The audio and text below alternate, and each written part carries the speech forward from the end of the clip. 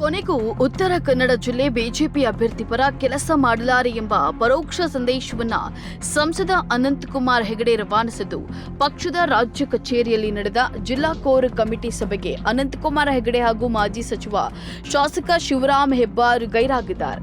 ಬೆಂಗಳೂರಿನಲ್ಲಿ ಇದ್ರೂ ಜಿಲ್ಲೆಯ ಈ ಇಬ್ಬರು ಪ್ರಮುಖ ನಾಯಕರು ಸಭೆಗೆ ಗೈರಾಗಿರುವುದು ಬಿಜೆಪಿ ನಾಯಕರಲ್ಲಿ ಆತಂಕವನ್ನ ಮೂಡಿಸಿದ್ದು ಅನಂತ್ ನಡೆಗೆ ಪ್ರತಿತಂತ್ರ ಹೆಣೆಯುವುದು ಸವಾಲಾಗಿ ಪರಿಣಮಿಸಿದೆ.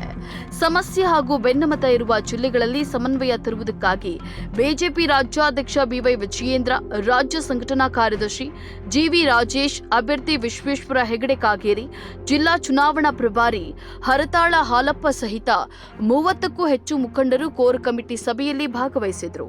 ಈ ಚುನಾವಣೆ ಬಗ್ಗೆ ಒಂದೆಡೆ ಅನಂತಕುಮಾರ್ ಹೆಗಡೆ ದಿವ್ಯ ನಿರ್ಲಕ್ಷ್ಯ ತೋರುತ್ತಿರುವುದರ ಮಧ್ಯೆ ಯಲ್ಲಾಪುರ, ಮುಂಡಗೋಡ ಹಾಗೂ ಬನವಾಸಿ ಭಾಗದಲ್ಲಿ ಶಾಸಕ ಶಿವರಾಮ್ ಹೆಬ್ಬಾರ್ ಕೂಡ ತಟಸ್ಥರಾಗಿದ್ದಾರೆ.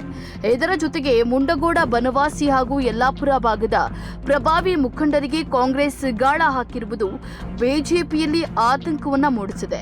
ಜೊತೆಗೆ ನಾಮಧಾರಿ ಸಮುದಾಯವನ್ನ ಒಳಗೊಂಡಂತೆ ಹಿಂದುಳಿದ ವರ್ಗದ ಮುಖಂಡರು ಕಾಗೇರಿಯವರ ಬಗ್ಗೆ ಪೂರ್ಣ ಪ್ರಮಾಣದಲ್ಲಿ ಒಲವು ವ್ಯಕ್ತಪಡಿಸುತ್ತಿಲ್ಲ ಎನ್ನಲಾಗಿದೆ. ಘಟ್ಟದ ಕೆಳಗಿನ ತಾಲೂಕುಗಳಲ್ಲಿ ಅನಂತಕುಮಾರ್ ಹೆಗಡೆಯವರಿಗೆ ಟಿಕೆಟ್ ತಪ್ಪಿಸಿರುವ ಸಿಟ್ಟು ಇನ್ನೂ ಆರಿಲ್ಲ ಎಂಬ ಮಾಹಿತಿ ರಾಜ್ಯ ಘಟಕಕ್ಕೆ ಲಭಿಸಿದ್ದು, ಹಿಂದುತ್ವದ ಭದ್ರಕೋಟೆಯಲ್ಲಿ ಒಂದಾಗಿರುವ ಉತ್ತರ ಕನ್ನಡ ಕ್ಷೇತ್ರ ಕೈತಪ್ಪಿ ಹೋಗದಂತೆ ತಡೆಯುವುದು ಸವಾಲಾಗಿ ಪರಿಣಮಿಸಿದೆ.